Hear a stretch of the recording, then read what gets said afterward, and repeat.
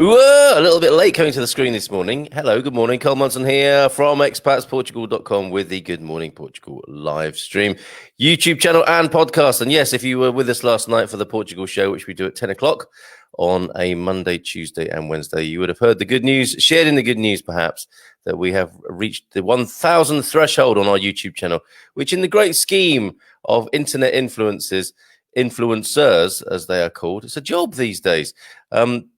It's not a big deal, but for us, it's really great news. And I sincerely thank all of you who have helped us get there. It's a real milestone for me as a little niche. It's not even broadcasting, narrowcasting, is it? As a niche narrowcaster, I thank you for being part of this community and subscribing to the YouTube channel and or podcast, as both are available. Easiest way to enjoy the podcast is to go to Spotify. I've got to just sort out my green screen. I'm disappearing. It's like a science fiction movie effect, isn't it? Doctor Who or something like that. On that note, have you heard that the Azores are going to be used possibly as a test ground, as an experimental backdrop for Mars research? So if you've got anything to say about that, I was just thinking of, if this were a radio show, I'd obviously be playing David Bowie's Life on Mars or something like that. But if you've got any cheeky quips or suggestions about that story in relation to a possible playlist we could compile. And I'm feeling, actually, we were doing a radio show on a Monday evening, the Portugal playlist, and people are missing it. I didn't think it was that popular. I didn't think people were that bothered about it. And now I've stopped doing it. People want to hear it again. So we may well return. I am in negotiations with Central Portugal's only English-speaking radio station. Did you know there was such a thing? And we will see if we can get something going with them. And I think it's only right that we at least bring back a podcast that celebrates the best of Portuguese music and introduces us to your favorite Portugal playlist items, those tunes that you played when you were planning your escape here, or the ones that you play on your road trips here. So there's mileage yet in that old dog of a playlist and radio show idea. So I think it will return for those of you who like that and now miss it after I've axed and scrapped it. Okay, let's have a quick look at the weather, shall we, this morning? How are you? Who are you? Where are you in the world this morning? I was reminded as I was going through the Portuguese news that, yes, of course, the clocks go back this coming weekend. I thought it was last weekend, and that's why I was asking on Facebook, what time is it? I thought I'd missed it, and I got myself in a bit of a pickle about that. Let's just find you the weather, shall we? And talk to you, excuse me, about the residue of Storm Barbara. Okay, that should be on. Oh, that's good. We have got that on the screen now. The screen sharing has been playing up a little bit, but that looks like it's working nicely. And let me share that with you now. So in Lisbon, the last day of the rain that's been forecast as part of Storm Barbara will be experienced today. And as you can see, today is Quinta-feira. 22 de outubro is the date officially. Repeat after me, Quinta-feira, not necessarily the pronunciation, but just get into the spirit of speaking in Portuguese. Quinta-feira, 22 de outubro, 22nd of October today. And that weather, 14 degrees, partly cloudy in Lisbon. 20 degrees will be the high there in the capital, and it's still going to rain today, but a nice day promised tomorrow. And you just know how it is, don't you, when you're in Portugal? It's like the sun comes out and you get a beautiful blue sky, and it's as if nothing ever happened rain-wise. I love it when that happens. 57 degrees Fahrenheit today, then the high. 68 the high, currently 57 Fahrenheit in Lisbon. Porto, raining. And will do for some time yet. Actually, a tale of two very different cities and weather systems. The rain is going to continue in Porto. I don't think it's necessarily to do with Barbara anymore. It might just be the time of year up there in Porto, where it rains a bit more up here in the central and the north of Portugal. But 13 degrees, possible light rain forecast all day, 18 degrees the high, and a few more days of rain, I'm afraid to say, as you can see there. Coimbra, a break in the rainy weather on Saturday here in the central part of the country. 13 degrees currently, mostly cloudy, 19 to look forward to. And down there in Faro, 20 degrees the high today. It will rain most likely in Faro today. 17 degrees currently. But look, Friday and Saturday, 21 and 20 degrees respectively. And a cloudy day on Sunday and Monday, and then more sun for next week. So yeah, very different in different parts of Portugal for the coming weather week. Yeah, you are watching the Good Morning Portugal show, live stream show. And it's great to have your company. How's everybody doing there? Let's have a quick look. Paul Williams, how you doing, Paul? Hola, bon dia. It's a sunny start here. Good news. Valerie of Spencer Beck's morning. Chilly start here on the coast, but lovely blue skies and looks as if the sun is going to shine. Yeah, we've already got that here, Valerie. The sun is shining on the Vineyard Valley out of the window. Absolutely lovely this morning, but still a bit soggy underfoot. It's rained so much that the ground is spongy. When I went out to have a look at the dogs and the chickens last night, and I posted up a little video of that beautiful crescent moon with they're not cicadas, I discovered. I think they're mole crickets. There was a mole cricket or two making noise that you could hear. Tiny little thing making a noise you could hear across the entire valley. It was quite extraordinary. But what a night. And the ground is spongy with moisture. Good morning from Dominique. Good morning to you. It's a pretty foggy morning in San Martino de Porto. I remember those foggy mornings. You get them in Caldas as well, don't you? There's a very particular weather system in autumn on the Silver Coast. It can be very foggy, but you know what a miracle when that clears and gives you the view of the Atlantic. So good morning to you and anyone else on the Silver Coast this morning, which would include Valerie at Spencer Beck's there. So let us have a look at this. Actually, no, before I think I'll probably finish this morning. I don't anticipate a very long show today. We've got Druba coming in tomorrow. Remember Druba? He of the homestead in Sintra, settled there with his family from Nepal. And he produces the most extraordinary vegetables in Sintra. And he'll be joining me tomorrow, fingers crossed. So looking forward to having a chat with him as we conclude the week of shows. And tonight, of course, we have the D7 and NHR, the big info on the big issues of the D7 visa and non-habitual residency on our Portugal calling webinar tonight. I think it might be fully booked. Worth checking, though, at Portugal, at expatsportugal.com.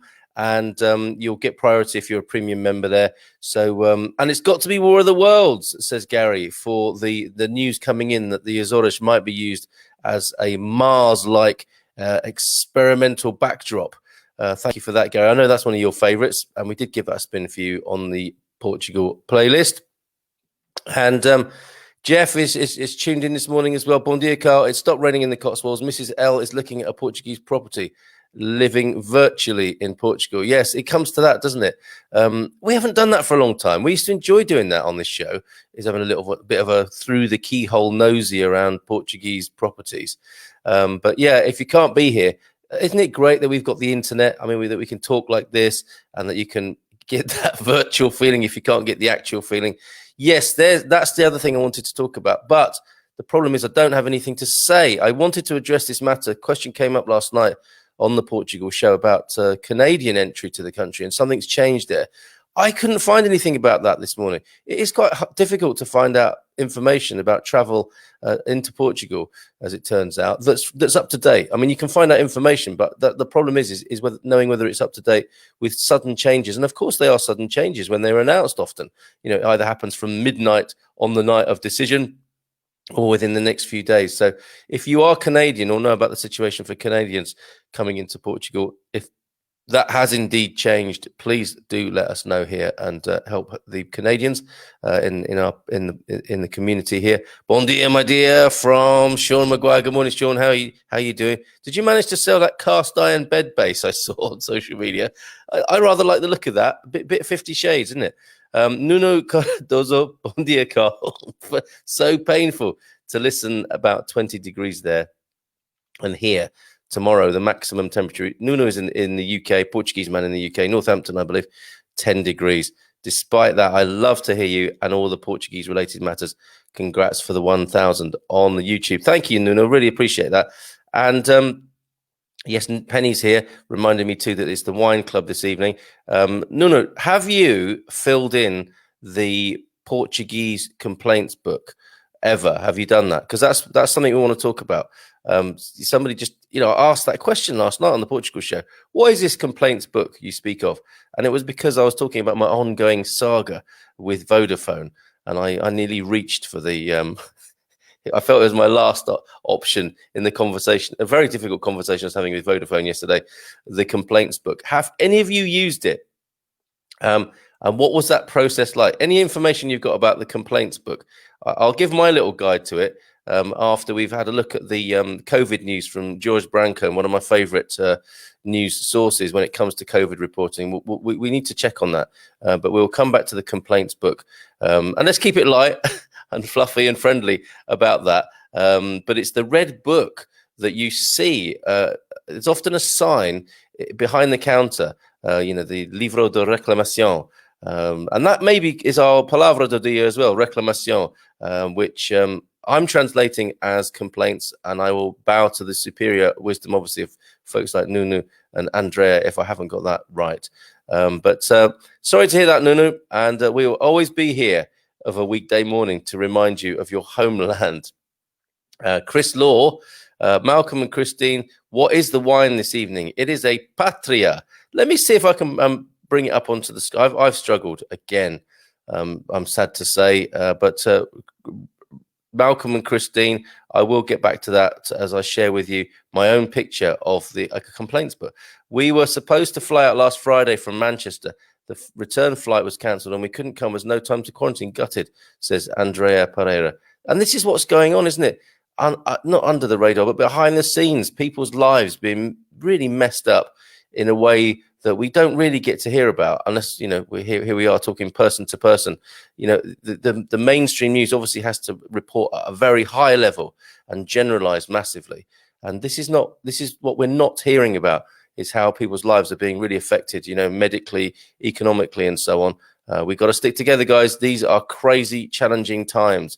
I think we're going to need each other to get through all of this. Bon dia, todos. Lovely and sunny here in Devon this morning. Looking forward to the wine club this evening. Okay, so let me just calm down a bit.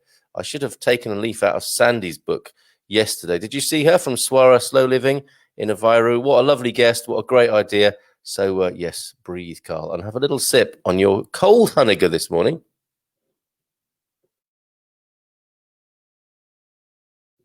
I think I prefer it hot. Yes, I think I do prefer. I mean, it's going to do me some good. I think that's the old honey and apple cider vinegar. The cold version this morning, along with my coffee. I don't usually drink coffee on the show. I normally drink tea, but I needed a coffee this morning, quite frankly. So here we are. Where's this? I'll try and share the wine to answer your question, Chris, and to give you a little bit of background, so you have a visual on this complaints book. Let me see if I can find my applications now. Oh, come on, where are you? Let me see.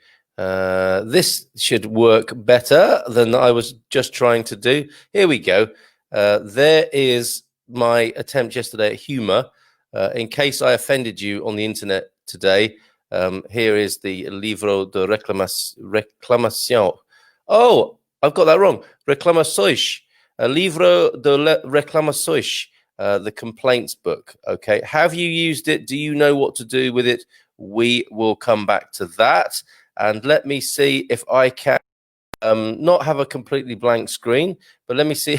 Wow, that was weird, wasn't it? Let me see if I can share with you the wine as well for tonight. So the Portugal Calling webinar at 8, and I'll bring the calendar up for expatsportugal.com in a little while, just to let you know what else is coming up. We've got another one of those socials coming up, online socials, which I've found a lot of fun. Really enjoyed those, and that will be a fixture now, once a month, and one of those coming up. So we'll have a look at the calendar to let you know what's happening, along with all the other webinars that are due. Gosh, I've been making so many graphics here. The wine one that I made recently seems to be long gone into the annals of wine tasting history, and it's still only this week's wine tasting.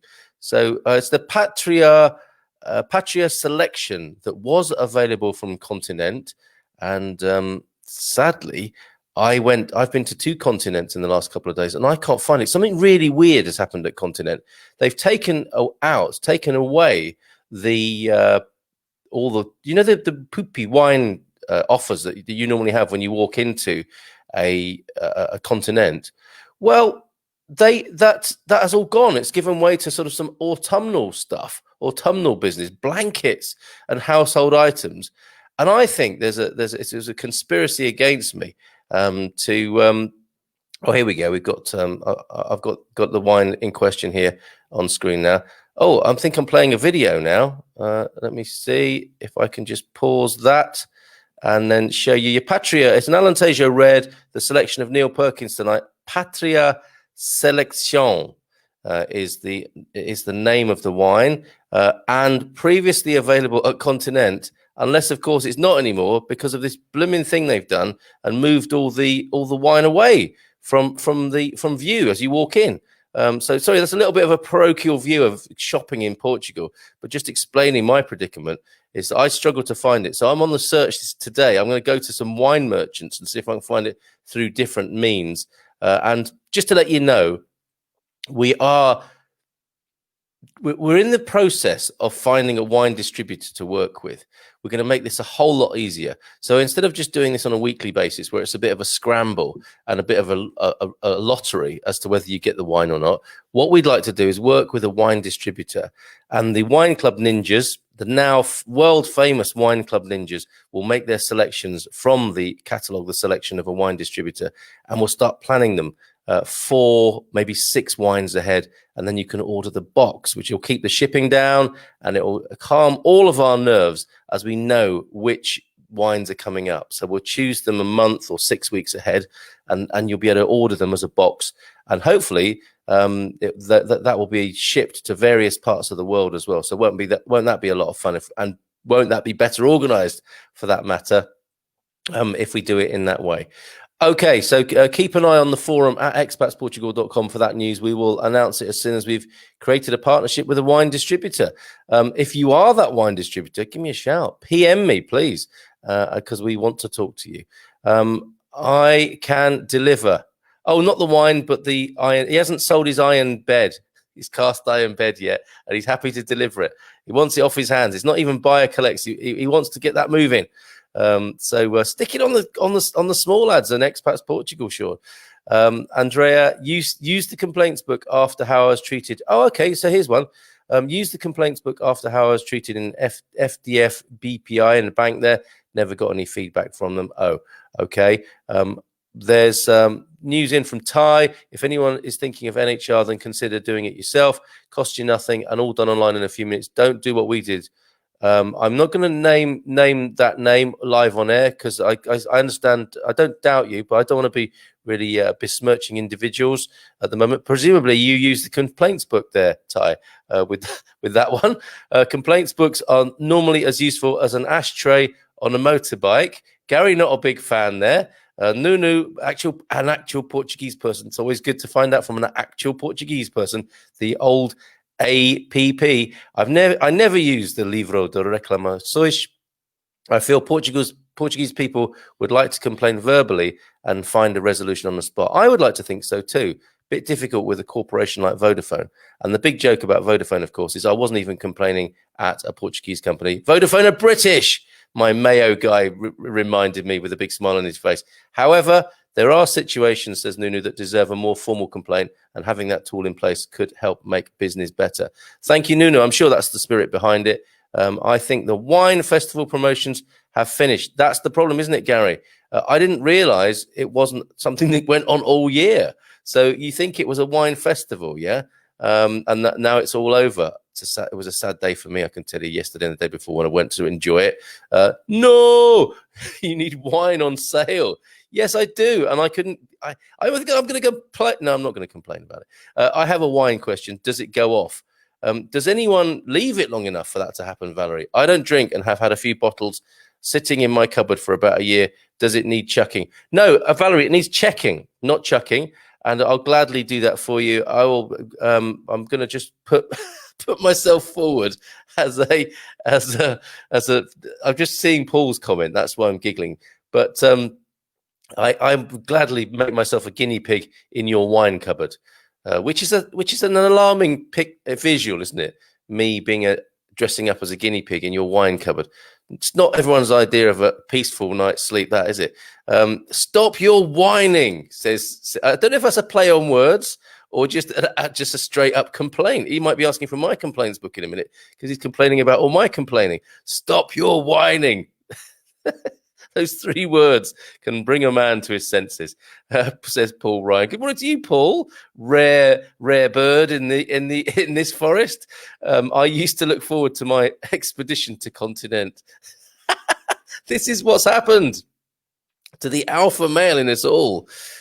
Without woolly mammoth to hunt, or without wines to taste in people's cupboards dressed up as a guinea pig. Nearly said gerbil then. Please stop making me laugh. It's not funny because you know how it sets me off coughing. Take a breath. I used to look forward to my expedition to continent. That's what's become of us modern men. And me too. And I'm quite disappointed by it. All right, where am I? What's going on here? I feel like I've lost the thread a little bit of the show this morning.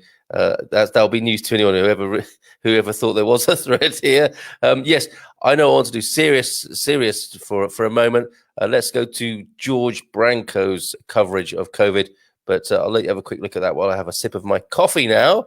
I think I'm going to have to move my tabs around a little bit to make the magic of this happen for you on the screen. George Branco's coverage, really good, has been consistently throughout this situation. And here's his news. There's the headline there. Just have a little look on that from yesterday as I have a sip of my tea, if you will.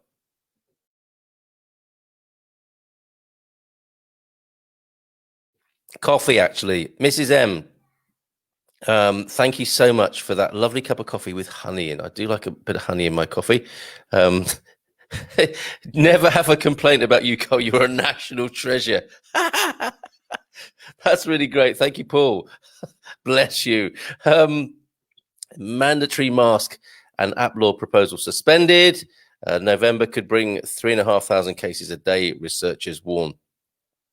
So yes, Paul, I've gone from the whining to the bad news, I'm afraid, the gloom and doom for a moment. But I think it's important to know what's going on here. George Branco, excellent coverage as usual.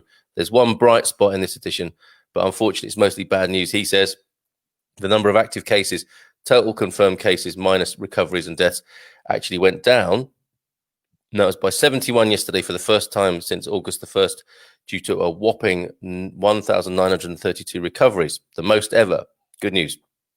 Despite another 1,340 recoveries today, we're back to the trend we have been used to, thanks to just over 2,500 new cases, the second worst ever.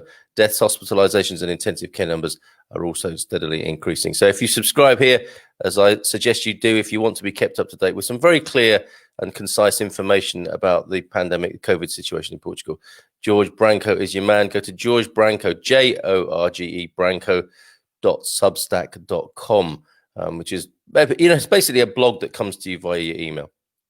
So this interesting and a bit of a relief to some and not to others. Mandatory mask and app law proposal suspended.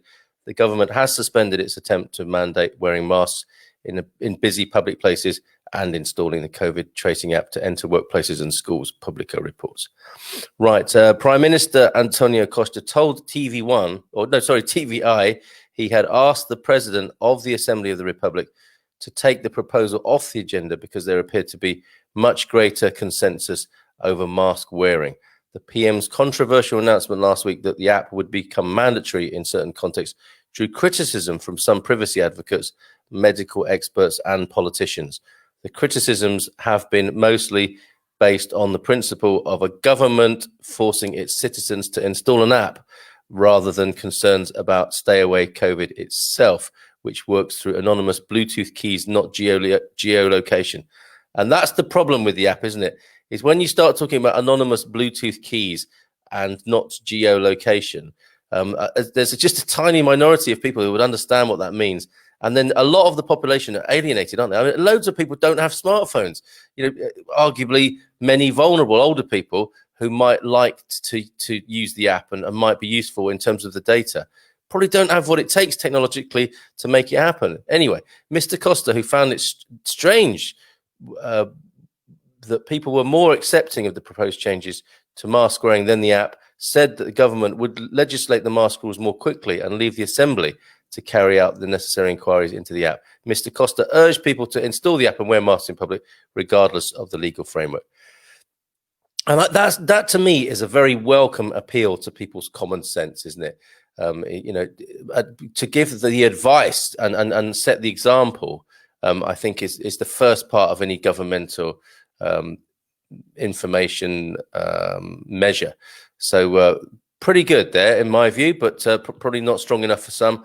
November could bring cases, 3,500 cases a day, researchers warn. Researchers have warned Portugal could be recording more than 3,500 cases a day heading into November. And more about that if you get George Branco's substack.com mailing, or read his blog here. And all he asks is a toshta mishta every now and then. Yes, and this is where I found out daylight saving time ends this weekend. Let's click on that.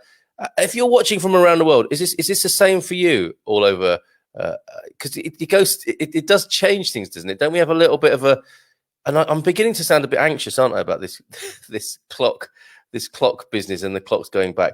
But the reason for that is I want to know what time the shows will be going out in various parts of the world, because we started this in the spring and we haven't had this thing happen in the fall, as the Americans call it, when the clocks go back, and how that will change things.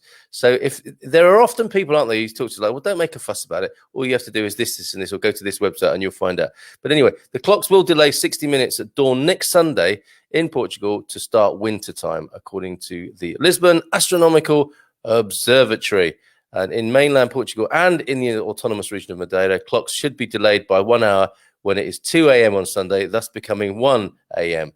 I think I've got that. In the autonomous region of the Azores, the change will be made at 1 a.m., moving to midnight. You see, this is the... well, you won't know that by the time you wake up on Sunday, will you? But different around different parts of the world there. Okay. Oh, my goodness. What's happening to my green screen this morning? What a strange... a bit of technology that is. There we go. That should help. I think it was when the dogs knocked over all the lights the other night that caused the problem. And a nice reminder, take vitamin D, says Paul. Yeah, I mean, this is the thing, isn't it? We do want this holistic and all-round approach here. It's never going to be as simple as apps, masks, and doing one or two things. We do have to take a holistic view on this and take, I think, quite a lot, and probably more and more, increasingly, care and responsibility for our own health. And Paul adding to the playlist, if I could turn back time. You seem in a kind of wistful, what's she called, share type mood this morning to me, Paul. Lots of love to you and Chris. Australia is down to under 30 new infections daily countrywide, but we won't be allowed to leave the country until sometime next year. Is that the forecast? Wow, a national quarantine lockdown situation, probably after the vaccine is available. There were very heavy fines for getting caught not wearing a mask during lockdown over there in Australia. Yeah, Victoria looked especially draconian, didn't it? My goodness. Filomena, good morning to you. Filomena Pascual, bom dia, tudo bem? Tudo bem. E consigo, Filomena, if I hope I've got that right. She'll tell me. And on what is an ENA file? Have you set me up by putting that on the screen and then getting me to read it? I don't know what that means, Ty. I would like to. And I would like to stop the mask debating. Very good, Paul. So we can hear more about how the earth is flat. All views welcome here. If I can't guarantee that people will agree on anything, I think we can agree that we're providing a context for respectful conversation. Okay, so we can at least offer that service, especially when we debate things a little bit. We don't really debate things. When we discuss things, when we converse on the evening shows, that's certainly the atmosphere we are trying to create for you. And so bring it, Paul, I say, bring it to an evening show, but not tonight. Tonight is the D7 NHR chat with Gilda, our great friend Gilda Pereira, who's always so helpful, works really hard for that hour, giving advice. Let me just call our calendar up so that you can see what else we have for you, for your information and your delight and your entertainment. And Masters Golf is actually happening. Portugal calling tonight, understanding Portugal's D7 visa and NHR tax regime. That's with Gilda, as I say. The Grand Prix, that's a bit of controversy, isn't it, at the moment? That starts tomorrow. Ticket refunds, ticket prices going up. Looks like a bit of a disaster, it would appear, when it comes to the attendance at the F1 Grand Prix in Portugal. Portugal calling next week. Everything you need to know about buying or renting a house in Portugal. That's always a popular one as well. All Saints Day. Why is that coming up? As Sunday, the 1st of November must be the past ones there. And look, I can show you that we've missed the National Horse Fair, but Golga is such a wonderful place, isn't it? Golga is a fantastic part of Portugal. If you haven't been there, do go in the Ribatejo Valley. Absolutely superb. So there you can find out what's on. I know why. That's my mistake. I'm thinking it's November already. But November the 1st. Clock's going back, getting the month wrong. Maybe I shouldn't drink coffee. Maybe I should stick to tea. All Saints Day, the 1st of November. And then, yes, there you go. There's our social meetup. That'll be November the 5th. And I'm wondering if I should put on some on-screen fireworks, some of those effects on the screen from Windows 95 or something like that, by way of a little bit of a firework display for you Brits who might be missing that sort of thing. We haven't missed the National Horse Fair at Golga. That is one to put in your diary. That is a great day. The National Horse Fair is running from the 6th to the 15th of November. It's worth going to Golga any time of the year, but that will be very special, the National Horse Fair at Golga, Portugal. And we will return to this theme that was very popular as well, Portugal calling cost of living in Portugal supermarket shopping special, where I can complain again about continents ending the wine festival and putting me in a bit of a spot. And December the 1st, looking far ahead, national holiday to look forward to on the 1st of December. I think my mate Miguel at Mayo was saying there wasn't a holiday next month, or was it this month? But I was very surprised to discover that there was a month that didn't have a Portuguese national holiday in it. Here's one to look forward to. Restoration of Independence, national holiday in Portugal, always celebrated on December the 1st, and marks the reinstatement of sovereignty after the period of Spanish rule between 1580 and 1640, sticking it to the man historically there on December the 1st. So, bit of a damp squib on the old Livro de Reclamações, I would say, today. But basically how it works is, if you've ever wondered, if you've gone into a Portuguese establishment and you've seen this red book with white circles on it, that is the complaints book. And it gets talked about when all other avenues of dispute solving, reconciliation have been exhausted. And it brings in a connection to the authorities of Portugal, the appropriate authorities of who regulate whichever kind of establishment you're in. And it escalates the situation from something that you would hope could be sorted out man to man, man to woman, woman to woman, man, woman to man, etc., human to human. But if in extreme cases where you are not satisfied and you want to take the matter further, yes, you ask for the complaints book. And I was thinking with my thing with Vodafone, I was thinking, I was using it as a threat, basically, as a veiled threat. If you can't help me, I'm gonna have to take it to that level. And then I thought to myself, I'm gonna have to fill it in Portuguese. But so I discovered this morning, to my delight, that the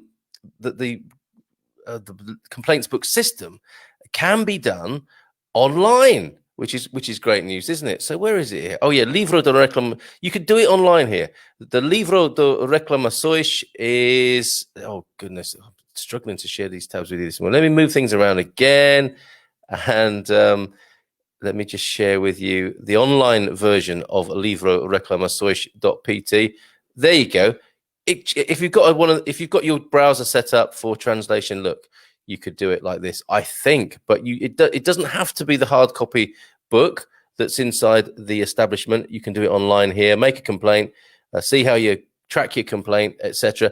And you can give praise and a suggestion, which I'm glad to say as well, because I don't want it all to be sort of gloom and doom and negativity and whinging and whining. So there you go. You can do it online. You can do it in the store. And the reason why I think it's so feared is because something then has to be done about it. I believe the establishment is obliged to report it to the authority under which they operate and resolve the situation in some way. Although from the from the situation we have here, where somebody's talking about, hey, they didn't hear back. Maybe it doesn't always happen. So, oh my goodness, I've got all these comments to take a look at. I don't know why Casey Marcus is just putting a link in there. I'm guessing that might be a spam. Say more, Casey, if it's not. Is this tracking compulsory? Track and trace is not compulsory. No, Helen, in Portugal. It's been knocked out of Parliament. It is being advisory rather than compulsory. The app, the tracing app for COVID, looks flat when I look out the window, says Gary. Clearly a flat earther over there in Alfazara, despite Portugal being quite mountainous. Muito bem, Carl. Fala Portuguese, muito bem. Thank you, Philomena. Oh, I feel like I've passed that test. Let's see, guys. If you want to reply to Casey directly, that's fine by me in the comments. Just posting up links like that. Paul, give him your best. Absolutely. Always up for a controversial conversation in a respectful, understanding way. That's how we roll. That's how we roll. Casey still firing links into the comments. Pete says, here we go, back to complaints now.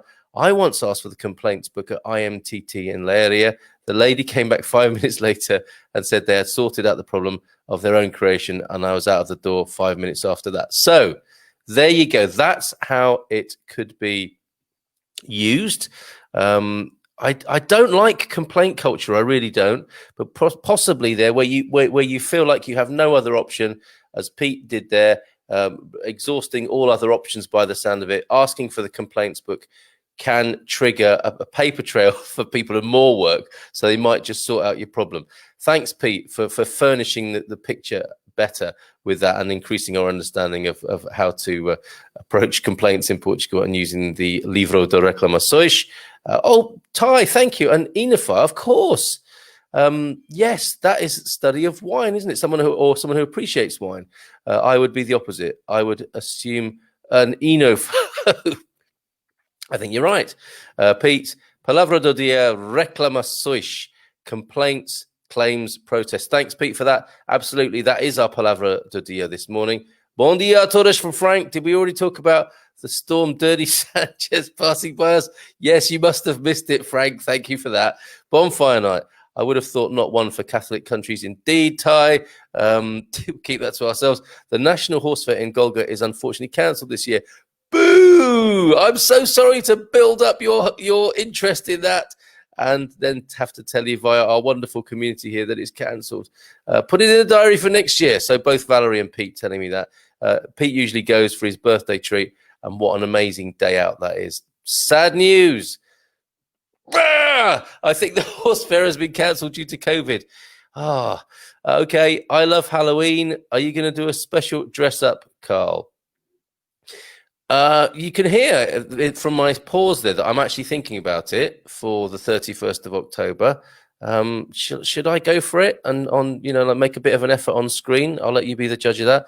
Andrea Pereira, you can also fill in the complaints book in English. They have to translate it. Thank you, Andrea. A picture is coming together. A picture is coming together. Am I going to wear a mask? Very funny, Paul. That's referring to me dressing up for Halloween. I think I used the online version after a problem with Vodafone, and it was resolved within 1 month. Thank you, Paul. Very good. The other Paul, two Pauls I'm talking to now. I am currently growing out my beard. It's great, mainly because if I do forget my mask, I seal my lips and no one can tell. Ew. The old flavour saver coming on nicely by the sound of it there, Paul, in central Portugal. Brilliant. Paul, a very vital part of our expat man cave. Thank you for all your postings in there. We do that on a Friday evening. So the Portugal show, Monday, Tuesday and Wednesday night at 10 for diverse yet respectful conversation. Thursday night, tonight, Portugal Calling webinar at 8, Wine Club at 9, and then on a Friday, the Expat Man Cave with the aforementioned Frank Devane. FD Devane joins me for the Expat Man Cave, along with other men. And what was it described as last night by one of our American subscribers? Something like potty humor or something like, not all like that. We do talk about serious issues, and we do man cave tours. The cavemen often will share their man caves, because I think that's, a little bit of a thing with expats, just to create a little bit of extra security. Come over, got their eye on the cellar or one of those outbuildings on these fabulous Portuguese properties, and turn it into a man cave. And we do the occasional tour on a Friday night of those improvements to the home. Okay, instead, here we go. Instead of the horse fair this year, which I'm so sorry I built up your hopes and your excitement and then dashed them, here's Philomena to the rescue. Come to Espinhal and visit Expertree on the 31st of October. I'll be there, and she's posted up an event link there for us. Thank you, Philomena, for coming to the rescue as we conclude the Good Morning Portugal show this morning. Thank you. It's been an exciting one. Wasn't expecting that. Been diverse and interesting, and a few curveballs in the mix there for me. And it just still leaves the question, should I dress up or not for Halloween? Or just wear a mask, as Paul is suggesting. Take care, folks. Thank you for being with me this morning. Really, really enjoyed it. Druba tomorrow, the Nepalese man who settled with his family in Sintra and created a beautiful homestead there. Be talking to him tomorrow, and maybe see you on the Portugal Calling webinar tonight, or at the Wine Club. It is Patria Selection, the wine from Alentejo, a beautiful Tinto that I need to go out and try and find now. Basically, leaving no stone unturned at various wine merchants in my locality. Take care. Bye for now. Have a great day. Ciao, ciao. Abrazos, beijinhos.